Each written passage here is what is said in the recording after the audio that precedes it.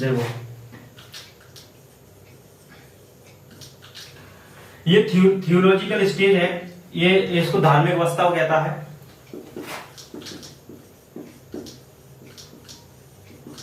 अंधविश्वासी अवस्था, अंध जो भक्ति या धार्मिक अवस्था, इसको बोलता है अध्यात्म अवस्था, इसको बोलता है सकारात्मक या वो सॉरी इसको तो प्रत्यक्ष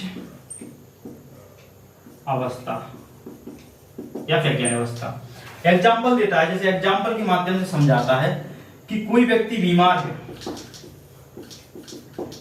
तो पता है यहाँ पे अगर धार्मिक व्यक्ति के पास जाएगा तो ये लोग कैसे जो है उस चीज की जो है व्याख्या करेंगे। ये लोग कहेंगे अगर बीमारी से कोई मर गया, ईश्वर ने किया है या ईश्वर की मर्जी है, या मर गया तो सुख दुख है, सुख दुख लगा रहता है। हर चीज को ईश्वर से जोड़ दिया और एक तरीके से उसकी कोई व्याख्या नहीं की, देवी शक्तियों से जोड़ दिया, जादू टोने में बिलीव किया। इलाज भी जादू टोने में देखेगा उसका, या फिर अगर बीमारी का इलाज है तो उसका जादू टोने में देखेगा, कर्म कांड में देखेगा, पूजा पाठ करेगा। लेकिन आज भी होता है, भले ही हम लोग साइंटिफिक अवस्था में रहते हैं, साइंटिफिक स्टेज में रहते हैं, ये थियोलॉजिकल स्टेज की कुछ परंपराओं को मानते हैं, तो वो लोग साइंटिफिक नहीं है पूरी तरह। इस अध्यात्म अवस्था में ये कहता है, ये ईश्वर जो है, कोई व्यक्ति बीमार है तो उसके पीछे कहता है हाँ बीमारी मतलब जो है मानव शरीर एक तरीके से मानव शरीर बीमार होता है, या फिर एक नेस्टी टाइप का है, मानव का जीवन ही ऐसा है, विनाशकारी है, मरना है, और उसके पीछे लॉजिक, उसके पास साइंटिफिक लॉजिक नहीं है। इलाज भी यही है, थोड़ा कुछ छोटी पूरी चीजों की बिलीव करेगा या फिर कुछ औषधियों की बात करेगा, दवाइयों की बात करेगा, लेकिन इस समय उसके पास प्रॉपर इलाज नहीं है, प्रॉपर इलाज की मेथड नहीं है। और इसकी जबकि इसके पास व्यक्ति क्यों मरा इसका भी उसके पास लॉजिक नहीं है। बस ये शरीर विनाशकारी है, ऐसा शरीर होता है, लेकिन उसके पास कोई साइंटिफिक प्रूफ उसके पास नहीं है। लेकिन यहाँ पर साइंटिफिक अवस्था में आएगा तो अगर यहाँ पर बेसिक तर्कों पर बिलीव नहीं किया जाएगा। अगर कोई व्यक्ति मरा है तो उसकी साइंटिफिक जो क्यों मरा है अगर ये देखा जाएगा, तो ये पहचाना जाएगा क्यों मरा है, तो डॉक्टर के पास जाएगा व्यक्ति, मतलब डॉक्टर उसका सब परीक्षण करेगा, उसका पोस्टमार्टम करेगा। पोस्टमार्टम के माध्यम से ये फाइंड आउट करने का प्रयास करेगा उसकी मौत का जिम्मेदार कारण कौन है। यहाँ पर तो ईश्वर की मर्जी बताया जाता है, जिम्मेदार कारण उसकी मौत का जिम्मेदार कौन है। कोई व्यक्ति बीमार है या बीमारी से मर गया, जहर खा के मर गया, तो उसकी ईश्वर की मर्जी है, सुख दुख लगा रहता है, प्रकृति ये तो भगवान का नियम है, ये तो लगा रहता है आना जाना। यहाँ पर भी कोई डाउट की स्थिति में उसके पास कोई लॉजिक नहीं है, लेकिन फिर भी कहता शरीर विनाशकारी है, शरीर मानव शरीर ही ऐसा है, वो तो आया है तो चला जाएगा। लेकिन यहाँ पे उसके पीछे उसका साइंटिफिक लॉजिक उसके पास नहीं है। लेकिन यहाँ पर क्या है, एक डॉक्टर, एक वैज्ञानिक होने के नाते, एक साइंस का स्टूडेंट होने के नाते उसकी वो भी नहीं बता सकता कि क्या लॉजिक है, कि ईश्वर ने मारा है, क्या अपने आप मर गया, या उसके पीछे उसका इलाज क्या है। वो इलाज के लिए मेडिसिन देगा,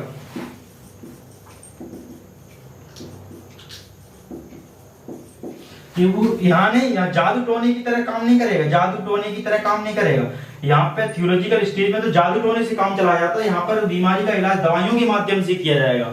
और एक आ जाएगा बीमार क्यों इंसान हुआ है, तो वो बैक्टीरिया की बात करेगा, वायरस की बात करेगा, बैक्टीरिया की बात करेगा कि बैक्टीरिया है, वायरस है, जुकाम है, खांसी है, उसके पीछे लॉजिक्स देखने का प्रयास करेगा। लेकिन यहाँ तो जो है यहाँ पर अवस्था में तो जादू टोने के माध्यम से इलाज किया जाएगा, धर्म कर्मकांड की जाएंगे, भाव की जाएंगे, तब इस चीज में बिलीव किया जाएगा, तब उसका इलाज देखा जाएगा। लेकिन यहाँ तो जो है एक तरीके से उसका मौत का कारण जानने के लिए पोस्टमार्टम किया जाएगा, या फिर बीमारी को पता लगाने के लिए क्यों मरा तो उसका बताया जाएगा कि कारण वायरस था या बैक्टीरिया के कारण उसकी मौत हुई।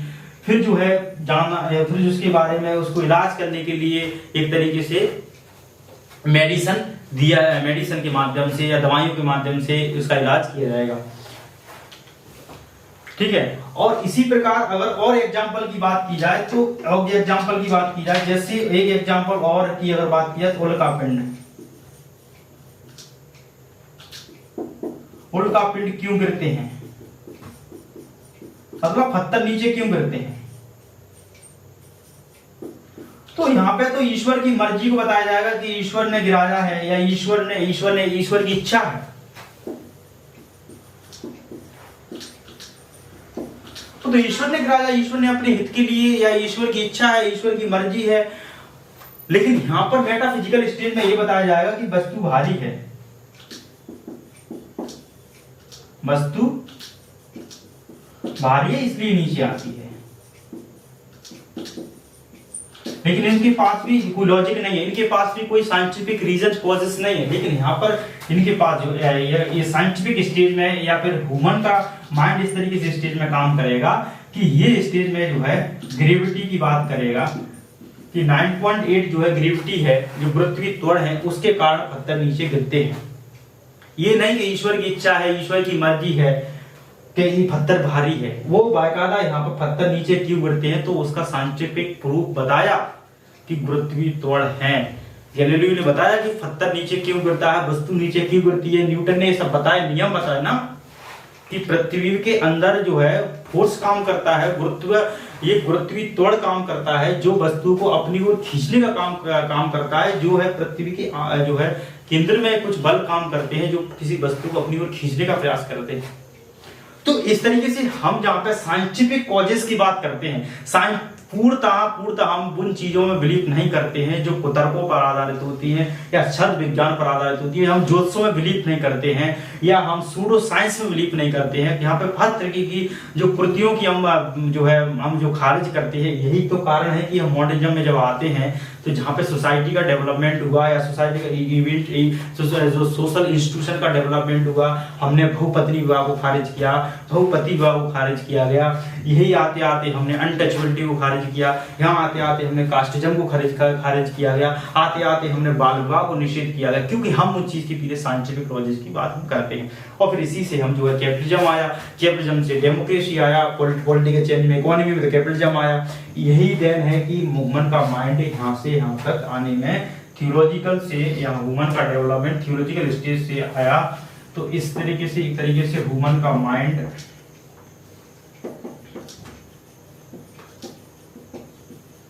उसका एवोल्यूशन हुआ एक तरीके से, जहां वो धार्मिक था, पूर्णतः आस्था पर बिलीव था। यहाँ पे पूर्णतः आस्था पे था, यहाँ पे कैसा हुआ, फैक्चुअल फैक्ट पे आधारित हो गया, कॉजेस पर आधारित हो गया और रीजंस पर आधारित हो गया। यहाँ फैक्ट की बात हो रही है, तथ्य की बात हो रही है, प्रत्यक्ष की बात हो रही है।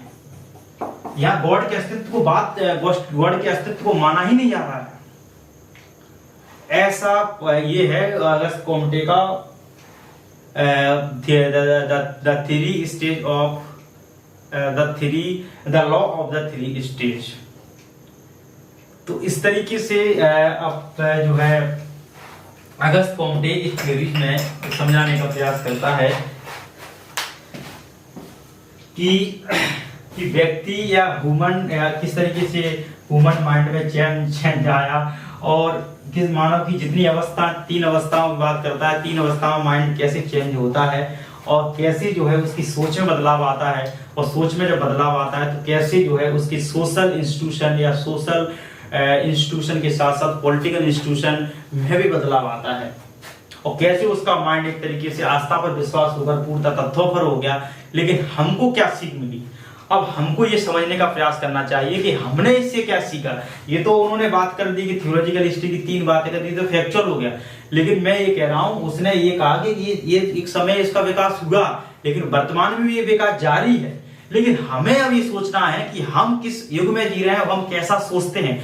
लेकिन हम भले ही इस चीज में साइंटिफिक एज में जी रहे हैं, लेकिन हमारी कुछ ऐसी मान्यता हमारी मेटाफिजिकल स्टेज के लोग के जो माइंड था वो माइंड वाले लोग मिल जाएंगे, वो सोच वाले लोग मिल जाएंगे, और थियोलॉजिकल स्टेज वाले लोग मिल जाएंगे, धार्मिक लोग भी मिल जाएंगे। आज देखिए भले हम साइंटिफिक एज में जी रहे हैं, तो आज भी लोग उन्हीं थियोलॉजिकल स्टेज की बातें करते हैं। कुछ लोग वही अंधविश्वास की बात करते हैं, सूडो साइंस की बात वो करते हैं, धार्मिक कर्मकांडों की बात करते हैं, आस्था में बिलीव करते हैं। यही तो जब हम इन चीजों में पूर्णतः हम साइंटिफिक नहीं होंगे तो हम कैसे जो है जस्टिफाई कारणों की खोज करेंगे, कैसे हम कॉजेस की बात करेंगे, कैसे हम साइंस की बात करेंगे, कैसे हम साइंटिफिक टेम्परामेंट की बात करेंगे।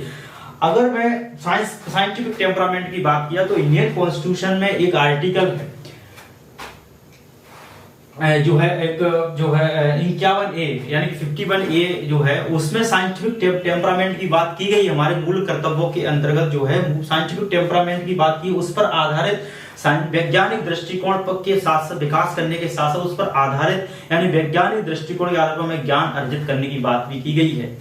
और बाकायदा जब जवाहरलाल नेहरू पहले प्राइम मिनिस्टर थे 1953 में, उन्होंने बाकायदा ज्योतिषों की बात को रिजेक्ट किया गया, कर्मकांडों की बात को रिजेक्ट किया गया। उन्होंने 1953 में संसद में कहा कि हमें वैज्ञानिक प्रगति लाना है, वैज्ञानिक डेवलपमेंट लाना है। अगस्त कोम्टे अपने जीवन में ये बताना चाहते थे कि इंसान को इस तरीके से चलना चाहिए, अगर ऐसा करेगा ना इंसान, जो प्लेटो अगस्त कोम्टे कहते थे, अगर इस तरीके से इंसान करेगा तभी जो है प्रोग्रेस होगा, शांति आएगी। और अगस्त कोम्टे ने ये कहा, बहुत पॉपुलर स्टेटमेंट है अगस्त कोम्टे का, अगस्त कोम्टे का पॉपुलर स्टेटमेंट है।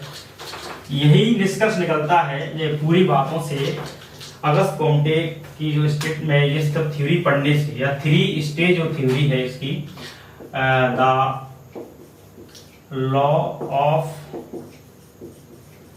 3 स्टेज, ये पढ़ने से हमको निष्कर्ष क्यों लिखना, ये कहना चाहते हैं अगस्त कोम्टे। निष्कर्ष ये निकलता है यहां से, अगस्त कोम्टे कहते हैं कि मानवता को ओल्ड समाज यानी कि पुराने समाज को नष्ट कर देना चाहिए।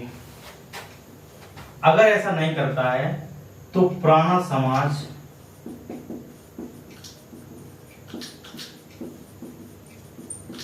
मानवता को नष्ट कर देगा। भाई क्यों कह रहा है वो नष्ट कर देगा, यानी कि प्रोग्रेस और प्रोग्रेस प्लस पीस, यानी कि प्रगति प्लस शांति नहीं आएगी। मानवता यानी कि ह्यूमैनिटी को ओल्ड समाज यानी कि पुराने समाज को नष्ट कर देना चाहिए। पुराना समाज क्या है, वही थियोलॉजिकल स्टेज, और थियोलॉजिकल स्टेज के साथ मेटाफिजिकल स्टेज, उससे हमें गुजरना होगा। उससे जब हमारा माइंड इस तीनों अवस्थाओं से गुजर रहा है तो हमें दोनों अवस्थाओं को पीछे छोड़ना होगा। वो कहता है कि ये अवस्था जरूरी है मानव के पॉजिटिव स्टेज में, ह्यूमन माइंड जो है ह्यूमन को यहाँ तक आने में इन अवस्थाओं का बड़ा योगदान है, ये अवस्था होनी चाहिए थी। लेकिन अब हम जो है 18वीं सेंचुरी के बाद का जो युग है, यह एज है, वो ये पॉजिटिविज्म का एज है या फिर साइंटिफिक एज है या स्टेज है। इस अवस्था में मानवता को, ओल्ड समाज को बर्बाद और समाज को नष्ट कर देना चाहिए, तभी इंसान जो है प्रगति कर पाएगा, प्रोग्रेस कर पाएगा, शांति लाभ स्टेब्लिश कर पाएगा। ये कांट, जो इमैनुअल कांट इनसे बहुत सारे प्रभावित थे। ये अपने जीवन में जो है सेंट साइमन जो थे फ्रेंच इथोपियन सोशलिस्ट, उनसे भी बहुत प्रभावित थे। और फिर इन्होंने कहा जब पीस और प्रोग्रेस की आप बात करें, अंतिम उद्देश्य मेरा ये पीस प्रोग्रेस है, तो आप मानवता को पुराना समाज खत्म करना पड़ेगा। वही थियोलॉजिकल सोचे खत्म करनी पड़ेगी, धार्मिक सोचे खत्म करनी पड़ेंगी, सुपरस्टिशन खत्म करने पड़ेंगे, अंधविश्वास खत्म करना पड़ेगा, साइंस में बिलीव करना बंद करना पड़ेगा। ये सब चीजें समाज में जो कुर्तियां हैं, बाल विवाह है, ये सब चीजें आप देख रहे हैं और सामाजिक समस्या है, चाहे गरीबी है, चाहे भेदभाव है। आज भी देखिए कोई बच्ची पैदा हो जाती है या फिर लड़की पैदा होती है तो उसमें महिला को जिम्मेदार माना जाता है। भाई जिम्मेदार महिला कैसी जिम्मेदार है, उसको उसकी कीमत क्यों चुकानी पड़ती है, या उसको क्यों जो है उसको कोसा जाता है कि आप बच्ची पैदा करने के लिए आप जिम्मेदार। भाई साइंस में आपकी भी तो जीन का, आपकी भी तो कहीं ना कहीं योगदान है उसमें। अब 50% योगदान आपका, 50% उसका है। स्पर्म आपकी भी जरूरत, आपकी स्पर्म की जरूरत थी। बायोलॉजी में तो आप मेंडल के नियम को आप पढ़ते हैं ना बायोलॉजी में, तो निषेचन जब आप पढ़ते हैं, निषेचन थ्योरी में, अनुवांशिकता में, उनको हम जब मेंडल को पढ़ते हैं तो मेंडल बताता है कि 50-50% दोनों का, मेल और फीमेल या नर और मादा का दोनों का योगदान है। तो आप भारतीय समाज में महिलाओं को क्यों ये ठहराया जाता है कि लड़कियों की जन्म या लड़कियों के लिए आप जिम्मेदार हैं? क्या ये हमारा अंधविश्वास नहीं है? क्या हम आज भी हम सोडो साइंस में बिलीव करते हैं? लेकिन ये कहीं किसी ना किसी शोषण का कारण बन सकता है। और ये जब हम विश्वास करते हैं तो हम प्रोग्रेस कैसे करेंगे? किसी समुदाय को हम खारिज करते हैं। आज हमारे समाज में दिव्यांग जो लोग हैं या फिजिकली डिसेबल हैं, जिन्हें हम विकलांग कहते हैं, उनको आज हम बुरी दृष्टि से क्यों देखते हैं? क्यों उनको हम बहिष्कृत करते हैं? क्यों उनको अशुभ मानते हैं? रास्ते में दिख जाए भाई, क्यों हम उनके साथ डिस्क्रिमिनेशन करते हैं? क्यों हमारी ऐसी सोच है? क्यों हम अनसाइंटिफिक तरीके से जानवरों को मारते हैं, या जानवरों के प्रति हम जो है हमारी सोच है, रवैया है? लेकिन आज ये चीजें एग्जिस्ट कर रही हैं भाई। आज भी हम राशियों में अपना प्रतिफल खोजते हैं, आज भी हम ईश्वर में बिलीव करते हैं। भाई ईश्वर क्या है? क्या उसका प्रत्यक्ष प्रमाण है? लेकिन नहीं है। लेकिन आज भी हम ईश्वर के लिए, भगवान के लिए, धर्म के लिए मरने तैयार हैं, मानने तैयार हैं। हम इतने रेडिकलाइज होते जा रहे हैं कि हम साइंटिफिक की बात हम कर ही नहीं रहे, अंधविश्वास में बिलीव कर रहे हैं। भाई नदियों का संरक्षण करना है तो अंधविश्वास का विरोध करना होगा। तो इसलिए तो अगस्त कोम्टे कह रहा कि मानवता की रक्षा के लिए पुराने समाज को नष्ट करना होगा। अगर ऐसा नहीं करता है तो एक दिन ऐसा आएगा कि ये पुराना समाज मानवता को नष्ट कर देगा, उसको खा जाएगा, उसको कुचल देगा। ये है पूरा निष्कर्ष, तभी प्रोग्रेस और शांति आ सकती है। भाई हमको वो चीजों को खारिज करने की आवश्यकता है। यूथ को, अगस्त कोम्टे कोई नॉर्मल फिलोसोफर नहीं है। अगस्त कोम्टे कोई आपका चाचा नहीं है, आपका ये रिश्तेदार नहीं है। Auguste Comte the father of the sociology, ऐसे ही कोई इंसान था। एक अगस्त कोम्टे द लास्ट में एक साइंस नहीं बन गया, एक मैन ऑफ द साइंस नहीं बन गया, ऐसे ही नहीं बन गया। उसके पीछे कोई लॉजिक है, रीजंस, उसकी थ्योरीज में दम देखिए कितना है। भाई आपको एकदम प्योर साइंस बनाना चाहता है, वो कहता है सोसाइटी लाइक द साइंस। ये society is, sociology is the last science है। पहले, इससे पहले कोई डिसिप्लिन नहीं था, कोई साइंस नहीं थी, आज उसने साइंस का दर्जा दिला दिया। ये अगस्त कोम्टे की ही देन है। इसलिए हमको एक साइंटिफिक, जब हमारा कॉन्स्टिट्यूशन बात करता है, देश के पहले प्रधानमंत्री ने बात की थी, तो हमको ये सब चीजें, जब हमारा आर्टिकल 51 ये कहता है, या मूल कर्तव्यों में बात ली है वैज्ञानिक दृष्टिकोण को फॉलो करना, तो हम ये चीजों को क्यों हम सस्टेन कर रहे हैं? क्यों हम जो है हम ज्योतिषों में बिलीव करते हैं? क्यों हम धार्मिक कर्मकांड को बढ़ावा दे रहे हैं? ये हमारे लिए क्या है? अभिशाप है। क्यों हम थ्योक्रेसी में बात, थियोलॉजिकल स्टेज की बात करते हैं? क्यों हम जो है कुर्तियों में जो है उनका साइंटिफिक का कारण खोजते हैं? इसको बोलते हैं सोडो साइंस। जब हम जो है कुर्तियों की भी, कर्मकांडों की, आडंबरों की भी हम वैज्ञानिक तरीके से हम जो है उनका जस्टिफिकेशन देते हैं, मतलब अंदर तरीके से हम उनका जो है एक तरीके से जो है व्याख्या करते हैं, आंखें बूंद के बिलीव करते हैं, एक तरीके से सोडो साइंस तो है। ये खतरनाक है, घातक है, ये शांति और जो है प्रोग्रेस का बाधक है, अगस्त कोम्टे ने कहा।